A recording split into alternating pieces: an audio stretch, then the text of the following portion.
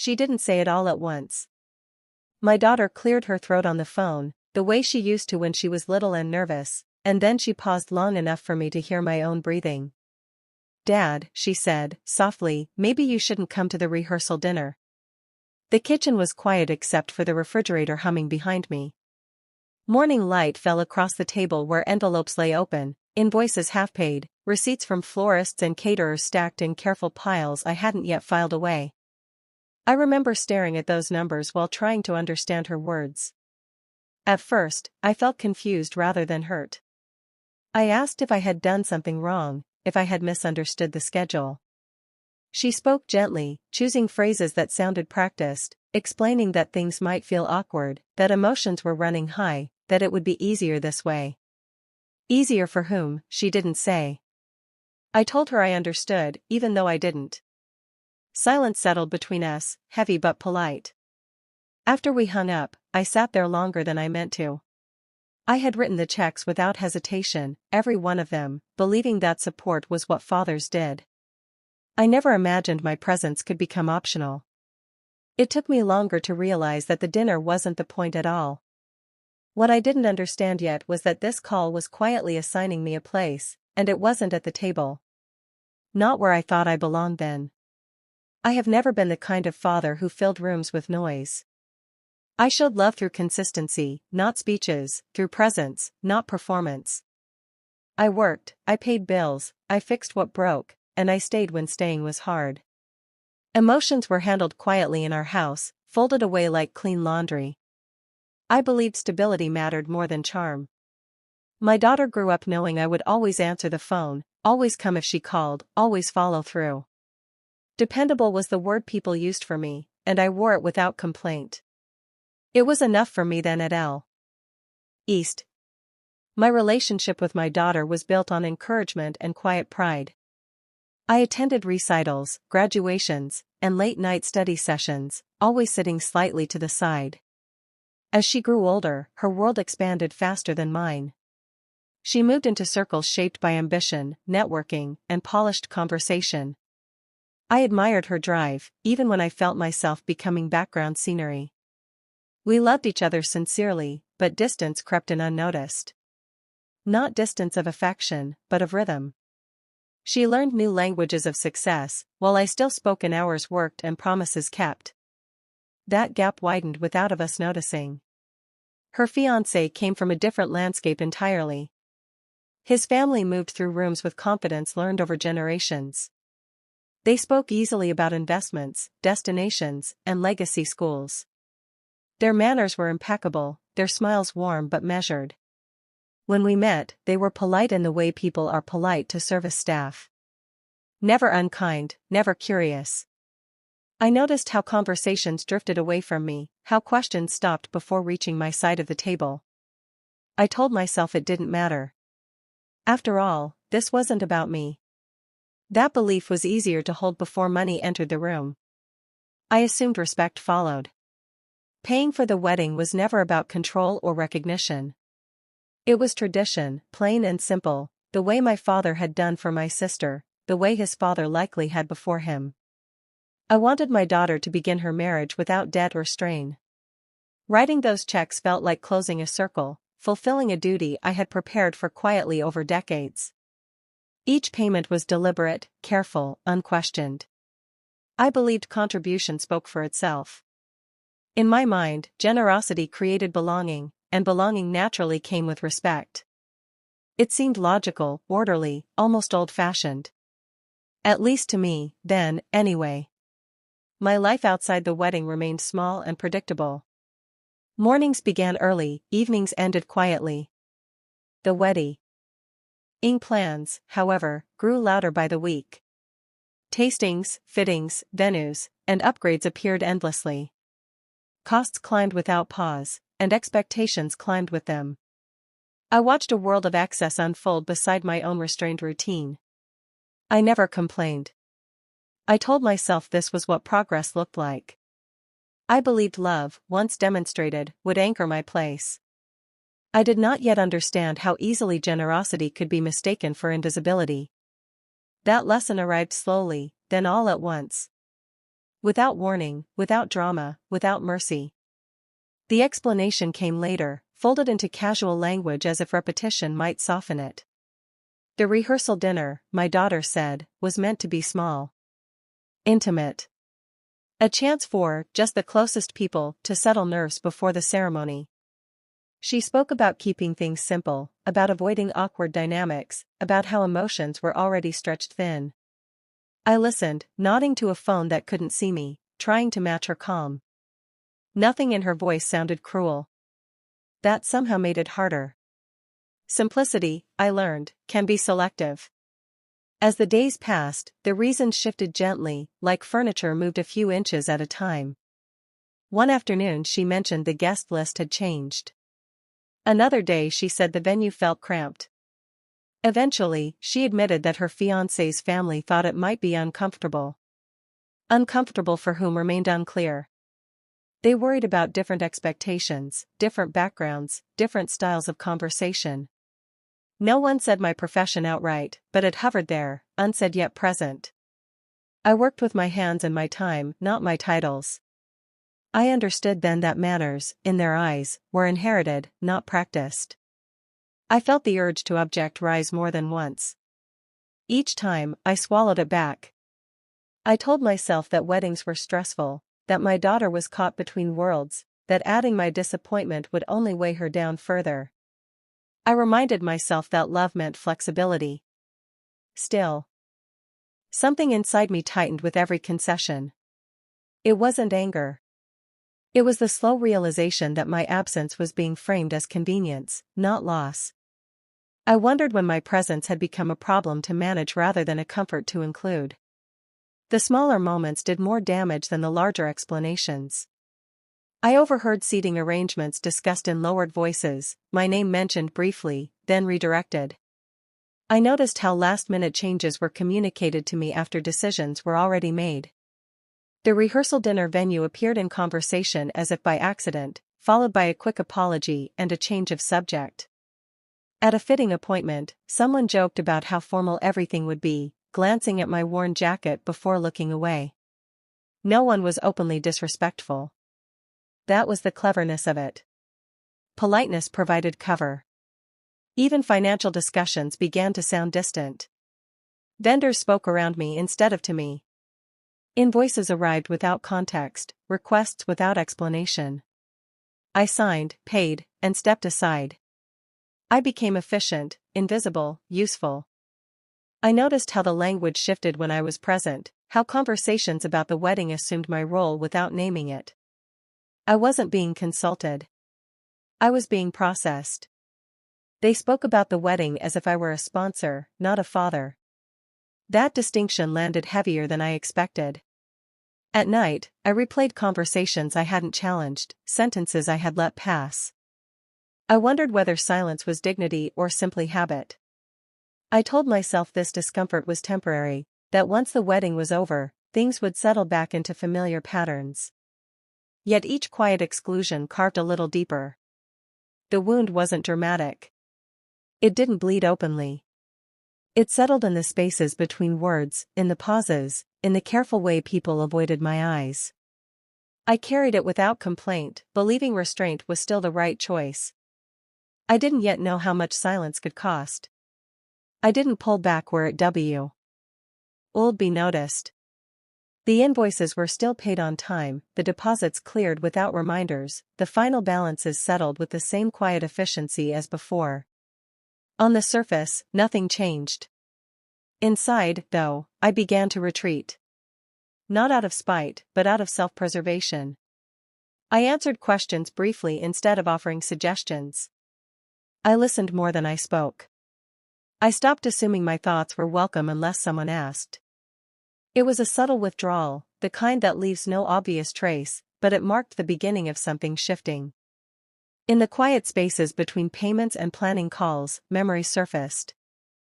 I thought about the years when my daughter was small, when showing up meant sitting in folding chairs at school events, standing in the rain at soccer games, working overtime without complaint so opportunities would always feel normal to her.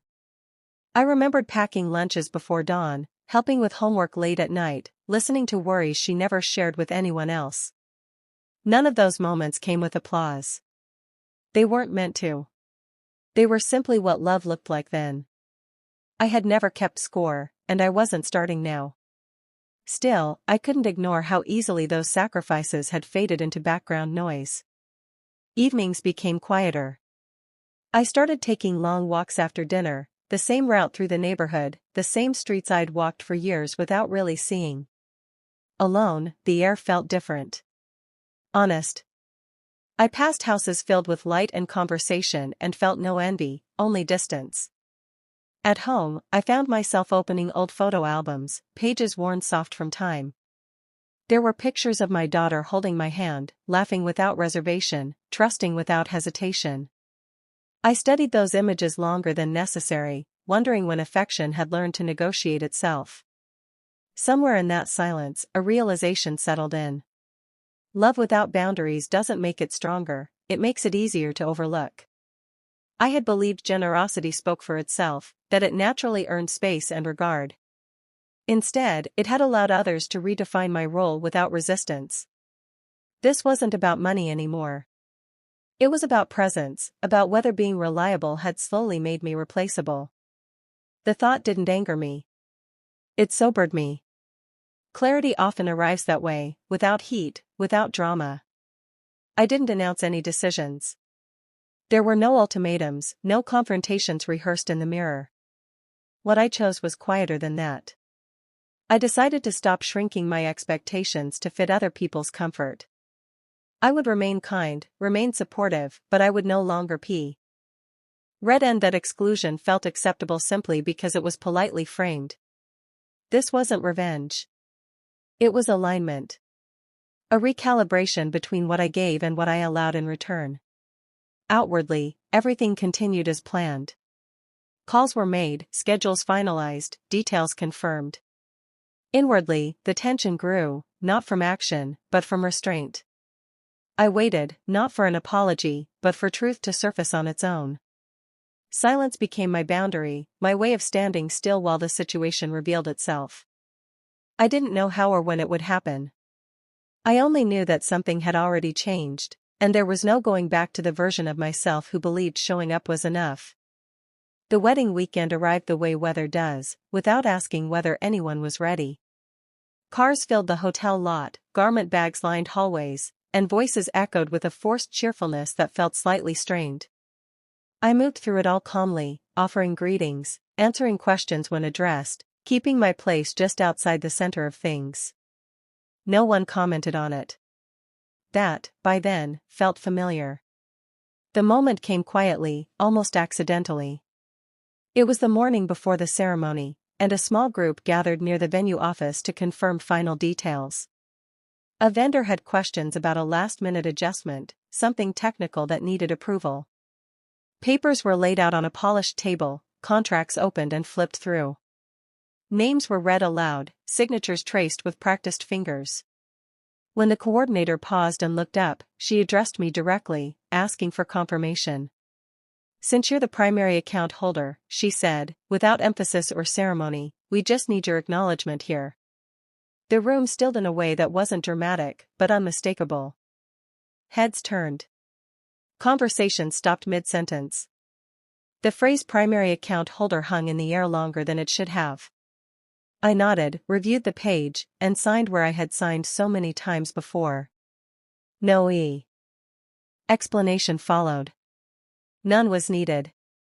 The coordinator thanked me and continued, reading out totals and approvals as she always had. The numbers were familiar to me, less so to everyone else. I noticed the shift first in posture. My daughter's shoulders tightened, then eased, as understanding settled. Her fiancé's mother blinked, once, then again, recalculating something behind her composed expression. Questions formed but weren't asked. Someone cleared their throat. The conversation resumed, but its tone had changed. Polite confidence gave way to careful attention. The truth had surfaced, not as an announcement, but as a fact that had been overlooked for too long. Later, as we moved through the venue, the fiancé's family engaged me differently. They asked where I was from, what I had done before retiring, how long I had lived where I lived. Their curiosity felt sudden, almost urgent. It wasn't warmth exactly, but it wasn't dismissal either. It was adjustment. Respect, catching up to information it should have considered earlier. I answered plainly, without embellishment. I had no interest in performing now. There were smaller moments too, quieter confirmations that something had changed. A place was made beside me during a discussion. My opinion was asked, then listened to. A vendor deferred to me instinctively, without checking the room first. These were not grand gestures, but they carried weight. Recognition often arrives in fragments, and each one landed gently, steadily, undoing what silence had done before. I became aware of my own stillness during all of it. There was no urge to explain myself, no satisfaction in being finally noticed. I felt neither victorious nor vindicated. What I felt was grounded. Present. The need to justify my place had evaporated the moment it was no longer questioned. Around us, preparations continued, laughter rose and fell, glasses clinked, plans were repeated. Life moved forward as if nothing essential had changed. Yet beneath that surface, something irreversible had occurred. A truth had been acknowledged, and it could not be unseen or undone. My daughter found me alone near the back of the hall a short while later. She didn't apologize right away. She just stood beside me, quieter than usual. When she spoke, her voice carried something new, something heavier. She said she hadn't meant for things to feel the way they had. She said she thought she was smoothing tension, not creating it. I listened, letting her words settle. I didn't correct her. I didn't need to. Understanding was already doing that work for her. What she realized then wasn't about money. It was about distance. The kind that grows when comfort is prioritized over connection. The cost of asking me to step back had never been social. It had been moral. In trying to fit neatly into another family's expectations, she had pushed away the one person who had never required her to change at all.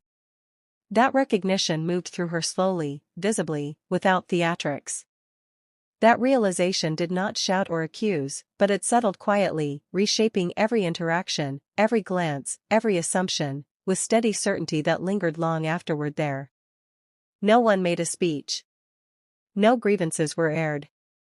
The weekend continued, but something fundamental had shifted. Invitations to conversations felt genuine now.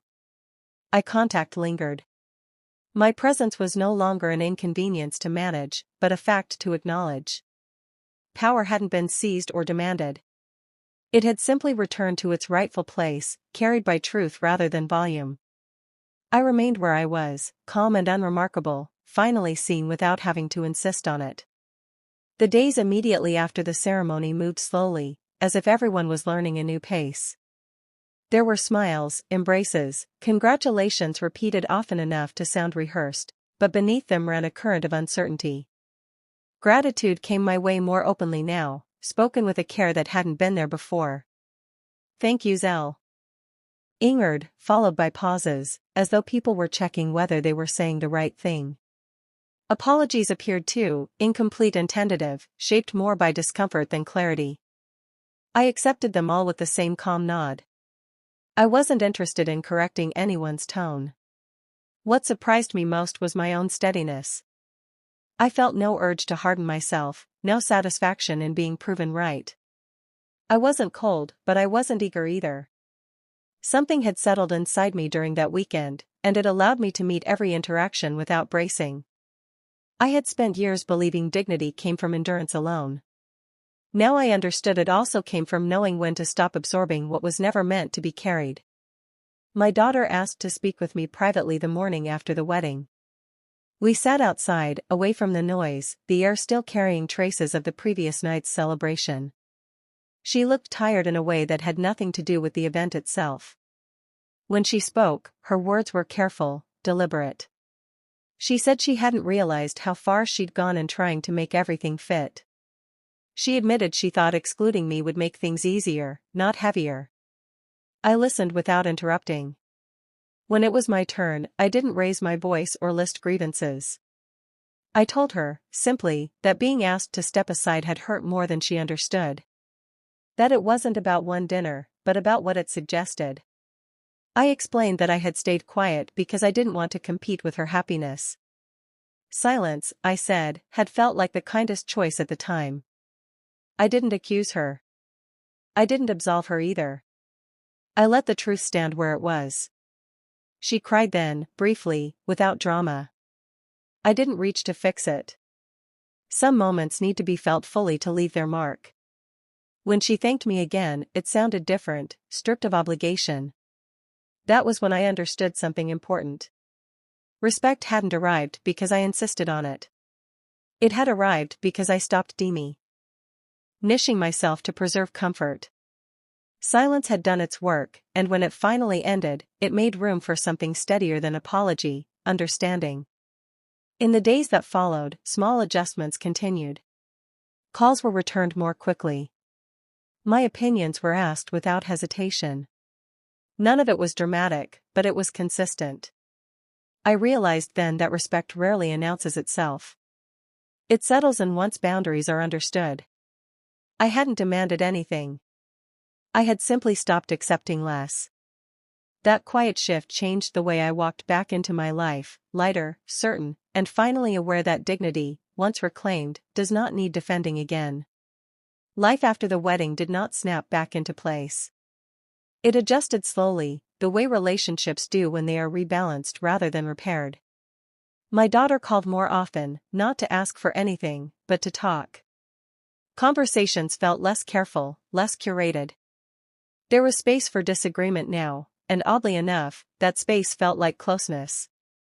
We were no longer performing roles for each other. We were learning how to meet again as adults with clearer edges and steadier footing. I redefined what generosity meant in those months. For most of my life, giving had been unlimited, automatic, almost invisible. I believed love proved itself through sacrifice alone. Now, generosity became intentional. It showed up as time freely offered, as honesty spoken early, as presence without self-erasure. I helped when asked, listened when needed, and stepped back when appropriate. Giving no longer meant disappearing. It meant choosing, deliberately, where my energy belonged. Forgiveness came quietly. I did not forget what had happened, and I did not pretend it hadn't shaped me. But I released the resentment I could feel trying to take root. Holding on to it would have been another way of shrinking myself. My daughter carried her own understanding forward, and that was enough. The lesson had landed where it needed to. We moved on, not by erasing the past, but by respecting what it had taught us both. Fatherhood, I learned, doesn't end when children grow up. It changes form. Boundaries become part of love, not its opposite. Respect, once established, doesn't require constant defense. Worth isn't measured by how much you give, but by how clearly you allow yourself to be seen. I had spent years believing my value lay in what I could provide. Now I understood it also lived in what I would no longer surrender. The wedding became a memory, softened by time, but the clarity it brought stayed sharp. I carried it with me into quieter days and simpler routines, grounded by a deeper certainty than approval could ever offer. It followed me into ordinary moments, reminding me that dignity grows when it is tended, not traded. That awareness shaped every decision afterward, steady and quiet, allowing love to exist without conditions, expectations, or fear of being pushed aside again in ways I had never allowed myself before fully. I paid for the wedding, but self-respect was the gift that lasted.